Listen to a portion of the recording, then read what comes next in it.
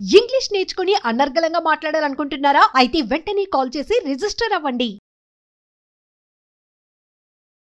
నమస్తే, welcome to Suman TV. నేను మీ సంజయ్. ఈరోజు మనతో పాటు ఉన్నారు గ్రీన్ కార్డ్ ఎక్స్పర్ట్ మరియు immigration law consultant advocate Aditya Malyala గారు. సార్తో మాట్లాడుకున్న విషయాలు తెలుసుకుందాం. నమస్తే సార్. హలో అండి. Hi sir. ఇప్పుడు సిటిజన్షిప్ రావాలన్నా, యూఎస్లో గ్రీన్ కార్డ్ రావాలన్నా తొందరగా ఉన్న మార్గం EB-5 వీసా అన్నారు. అండ్ EB-5 వీసా వచ్చేసి $800,000 ఖర్చు పెడితే కానీ మనం అక్కడికి మైగ్రేట్ అవ్వలేం. ఇలాంటి సిచ్యువేషన్స్ కనబడుతుంది. అవును, ఎగ్జాక్ట్లీ. మరి ఒక మిడిల్ క్లాస్ పర్సన్ పరిస్థితి ఏంటి? అక్కడికి వెళ్ళాలి అన్న కళలు ఉన్న వ్యక్తికి EB-5 ఇన్వెస్ట్ చేయలేని వ్యక్తికి ఆల్టర్నేటివ్ ఏమన్నా మార్గాలు ఉన్నాయంటారా? వేరే వీసాలు కానీ ఏమన్నా? EB-5 గురించి చెప్పుకోవడం జరిగిందండి. సో ఎక్స్ప్రెస్ వేలో మనకి గ్రీన్ కార్డ్ రావాలి అంటే మరి మార్గాలు ఏమున్నాయని మనం ఎత్తుక్కున్నప్పుడు ఏదైనా ఆల్టర్నేటివ్ ఉన్నాయా అని డెఫినెట్గా ఎవరైనా ఎత్తుక్కుంటారు. అయితే ఆ ఎక్స్ప్రెస్ విధంగా ఫాస్ట్గా నాకు గ్రీన్ కార్డ్ రావాలనుకున్న వాళ్ళకి డెఫినెట్గా EB-5 వీసా మాత్రమే అనమాట. అయితే ఈ EB-5 వీసా అందరికీ కాదు కదా. సో EB-5 వీసా అనేది ఇట్స్ బై ఇన్వెస్ట్మెంట్ అనగానే అందరికీ కాకపోవచ్చు. ఇప్పుడు ఏంటంటే మీకు అవునా కాదా అనేది నేను చెప్పడం కంటే మీ ఫైనాన్షియల్ ప్రొఫైల్ ఏంటి అనేది పర్టికులర్ పర్సన్ వ్యాలిడేట్ చేసుకోవాలి. అవునా? మరి ఆల్టర్నేటివ్ ఏంటి అంటే మనం చూసుకున్నట్టు ఇప్పుడు అసలు ముందు మనకి immigrant visas, non immigrant visas అంటే ఏంటో కూడా చూసుకోవాలి. మనకి ఏంటంటే నాన్ ఇమిగ్రెంట్ వీసా అంటే మనకి కొన్ని వర్క్ వీసాస్ అనమాట. అంటే పర్టికులర్ టెంపరీ పీరియడ్ కోసం, జస్ట్ వర్క్ పర్పస్ కోసం మనం రిలై అవుతున్నాం అనుకోండి ఒక వీసా. అది ఏంటంటే అసలు మనం కంట్రీలో ఎంటర్ అవటానికి. స్టూడెంట్ వీసా కూడా అలాంటి ఎంటర్ అవటానికే కదా. Non immigrant visas particularly like let's say ఇప్పుడు H1B అవనండి, లేకపోతే L కేటగిరీ అవ్వండి, O కేటగిరీ వీసాస్ అవ్వండి. మన H1Bలో ఉన్న సిచ్యువేషన్స్ ఏంటి, ఇబ్బందులు ఏంటి చెప్పుకోవడం జరిగింది. మరి L category and O category visas మీద కూడా పీపుల్ కాన్సన్ట్రేట్ చేస్తున్నారు. అఫ్ కోర్స్ L కేటగిరీ అంటే ఏంటి, O కేటగిరీ ఏంటి డీటెయిల్గా మనం వేరే వీడియోస్లో చేసుకోవాల్సి వస్తుంది డెఫినెట్గా చెప్పుకోవాలంటే. బట్ మనం వెయిటింగ్ లిస్ట్ పరంగా చూస్తే ఇమిగ్రెంట్ వీసాల పరంగా ఇప్పుడు ఈ కేటగిరీస్ ఉంటాయి. EB-1, EB-2, EB-3, EB-4, EB-5 ఇలా ఉంటాయి. సో ఒక్కొక్క వీసాకి ఒక సిగ్నిఫికెన్స్ ఉంటుంది. లైక్ ఎక్స్ట్రాడినరీ ఎబిలిటీ అవనండి, లేకపోతే మేనేజరల్ రోల్ అవనండి, లేకపోతే మీరు ఒక ప్రీచర్ అనుకోండి, లేకపోతే ఏంటంటే పురోహిత అవనండి, లేకపోతే అలాంటి ఆస్పెక్ట్స్ మీద ఒక కేటగిరీ. లేదు మీరు ఏంటంటే అడ్వాన్స్ డిగ్రీస్ చదివితే ఒక కేటగిరీ, రీసెర్చ్ చేశారనుకోండి ఒక కేటగిరీ, లేకపోతే అలా డిఫరెంట్ కేటగిరీస్. అలానే ఇన్వెస్ట్మెంట్ ద్వారా గ్రీన్ కార్డ్ తెచ్చుకున్నారు అనుకోండి, అది ఇవన్నీ ఇలా డిఫరెంట్ కేటగిరీస్ కింద క్లాసిఫై అవుతున్నాయి. సో ఇవన్నీ ఏంటంటే గ్రీన్ కార్డ్ తెచ్చుకుంటాను. మరి ఈ కేటగిరీస్ అన్నిట్లో కూడా ప్రతి దాంట్లో వెయిటింగ్ లిస్ట్ ఉంటుంది, కరెంట్ లిస్ట్ ఉంటుంది. మరి EB-5 వీసాకు మాత్రమే ఆ కరెంట్ లిస్ట్ అనేది ఉంది. సో అందుకని ఏమైంది, ఇప్పటికిప్పుడు ఎవరన్నా EB-5 వీసాను ఆఫ్ చేసుకుంటే వాళ్ళకి ఎంత ఫాస్ట్గా గ్రీన్ కార్డ్ వస్తుంది, ఎంత ఫాస్ట్గా సిటిజన్షిప్ వస్తుందంటే like let's say next 3 to 6 monthsలోనే వర్క్ వీసాస్ వచ్చేస్తున్నాయి. ఫస్ట్ 1.5 years to 2 yearsలో మనకి permanent resident conditional green card వచ్చేస్తుంది. 4 or 5 yearsలో పర్మనెంట్ రెసిడెంట్ గ్రీన్ కార్డ్ వస్తుంది. 7 or 8 yearsలో సిటిజన్షిప్ వస్తుంది. సో ఇది టైం లైన్ చూస్తే. సో ఈ టైం లైన్ మరి వేరే వీసాలకు వేట్లు కన్నా ఉందా అంటే లేదు. ఎందుకు లేదు, వెయిటింగ్ లిస్ట్ ఉంటాం వల్ల.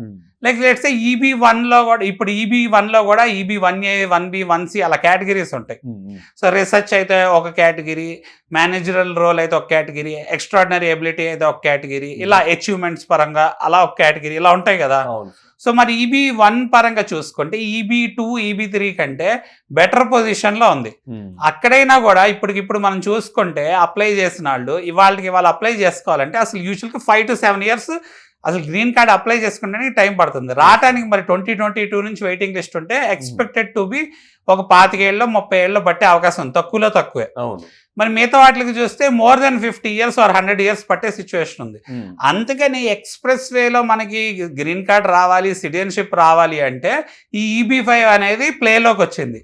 ఇప్పుడు పీపుల్ కూడా ఏంటి గ్రీన్ కార్డ్ ఉన్నా కూడా మాకేం థ్రెట్ ఏమో అని చెప్పి భయపడుతున్నారు కదా. అఫ్ కోర్స్ అది థ్రెట్ కాదు, బట్ మరి అంత ఎక్స్ప్రెస్ వేలో మనకి కండిషనల్ గ్రీన్ కార్డ్ రాగానే EB-5లో మనం డైరెక్ట్గా సిటిజన్షిప్ ఫైల్ చేసుకోవచ్చు. బట్ మనకి పర్మనెంట్ రెసిడెంట్ గ్రీన్ కార్డ్ వచ్చాక ఆ సిటిజన్షిప్ అనేది వస్తుంది. ఎందుకు సిటిజన్షిప్కి గ్రీన్ కార్డు వచ్చాక 5 yearsలో మనకి సిటిజన్షిప్ వస్తుంది. ఆ 5 years ఏంటి, అట్లీస్ట్ 2.5 years అయినా మనము ఆర్ 3 years మనం ఉన్నట్టు చూపించుకోగలగాలి, green card status maintain citizenship తెచ్చుకోగలగాలి. సో మరి ఈ ఎక్స్ప్రెస్ వే పరంగా చూసుకుంటే ఓన్లీ EB-5 ఉంది. మరి డబ్బులు EB-5 అనగానే డబ్బుల పరంగా మాట్లాడుకోవాలి కదా. $800,000 అందరి దగ్గర ఉండవు కదా, దాదాపు 8 కోట్లు. బట్ $800,000 వెనక్కి వస్తాయి. అక్కడ అందరూ మెయిన్ గుర్తుపెట్టుకోవాల్సిన మాట ఏంటంటే డెఫినెట్ గా డబ్బులు వెనక్కి వస్తాయి అన్న దాని మీద కాన్సన్ట్రేట్ చేయాలి. కానీ అంత ఇన్వెస్ట్ చేయలేని వ్యక్తులకి ఏంటి సార్ అవును, వాళ్ళ మార్గము నేను ఇందాక చెప్పినట్టు వేరే visas like O visa, L visas అవి కూడా మనం చేస్తాం జరుగుతుంది. సో అవి సజెస్ట్ చేయడం జరిగిద్ది. బట్ ఏంటంటే అవి కూడా వాటిల్లో ఇందాక చెప్పినట్టు వాటి పరంగా ఛాలెంజెస్, వెయిటింగ్ లిస్ట్ ఉంది, వాటిని కూడా కొంచెం టైం లైన్ పట్టే అవకాశం ఉంది. బట్ ఏంటంటే ఎక్స్ట్రాడినరీ ఎబిలిటీలో ఒక అడ్వాంటేజ్ ఉందన్నమాట. ఇప్పుడు మనకి O వీసా కేటగిరీలో ఇప్పుడు EB-1Aలో సెల్ఫ్ పిటిషనింగ్ కాన్సెప్ట్ ఉంది. సేమ్ EB-2లో కూడా నేషనల్ ఇంట్రెస్ట్ వేవేర్ అని చెప్పి, అంటే మనం ఏంటంటే in the interest of country ఏదన్నా వర్క్ చేస్తున్నాం అనుకోండి, లైక్ స్పేస్కి రిలేటెడ్ అవనండి, మిలిటరీకి రిలేటెడ్ అవనండి, లేకపోతే ఏదైనా చిప్ డిజైనింగ్ అవనండి, అలాంటి పేటెంట్స్ అవనండి, లేకపోతే మెడికల్ ఫీల్డ్ అవనండి, అలాంటి వాటికి కూడా వీళ్ళు ఎక్కువ ఇంపార్టెన్స్ ఇచ్చి వీళ్ళు గ్రీన్ కార్డ్ ఫైల్ చేయడం జరిగింది. బట్ టైమ్ లైన్స్ అగైన్ ఈ కేటగిరీస్ లో పడుతుంది అవకాశం ఉంది.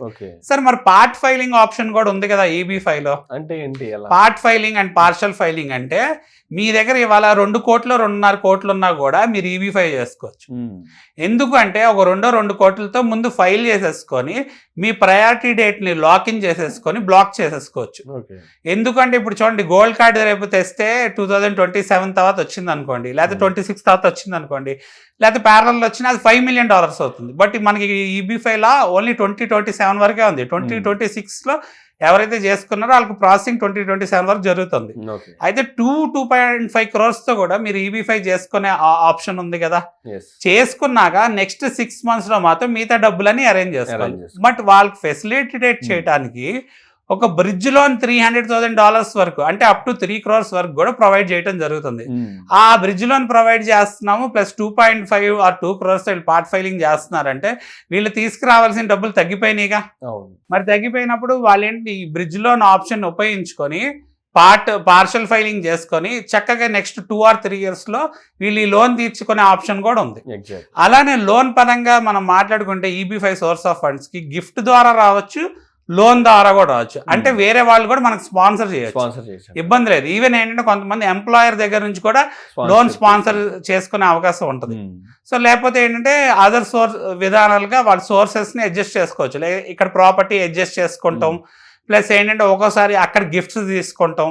సో ఈ ఏదైతే లీగల్ పర్వ్యూలో ఫ్రేమ్ వర్క్ లోకి డాక్యుమెంటేషన్ సెగ్రిగేషన్ చేసుకుని అడ్జస్ట్ చేసుకుంటారో అది వాళ్ళకి పార్ట్ ఫైలింగ్ ద్వారా అడ్జస్ట్ చేసుకుంటాం పెద్ద ఇబ్బంది కాదు. ఎందుకంటే సేవింగ్స్ ఎర్నింగ్సే మినిమం ఒక 3 crores 4 crores ఎవరికైనా ఉంటాయి వాళ్ళు. అంటే ఎగ్జాక్ట్లీ సార్ ఈ పార్ట్ ఫైలింగ్ అనేది అక్కడ వర్కింగ్ వీసా మీద ఉన్న వాళ్ళు కూడా చేసుకోవచ్చు అంటారా? ఎవరైనా చేసుకోవచ్చు, ఏ వీసాలో ఉన్న అదే అడ్వాంటేజ్ EB-5 వీసాలో. Okay, absolutely sir. Thank you sir, thank you very much sir. అండి ఇలాగా ఒక ఇన్స్టాల్మెంట్ పద్ధతిలో కూడా EB-5 వీసాని దక్కించుకోవచ్చు అని చెప్తున్నారు మీరు. Definitely. And exactly sir, thank you sir, thank you very much. Thank you అండి.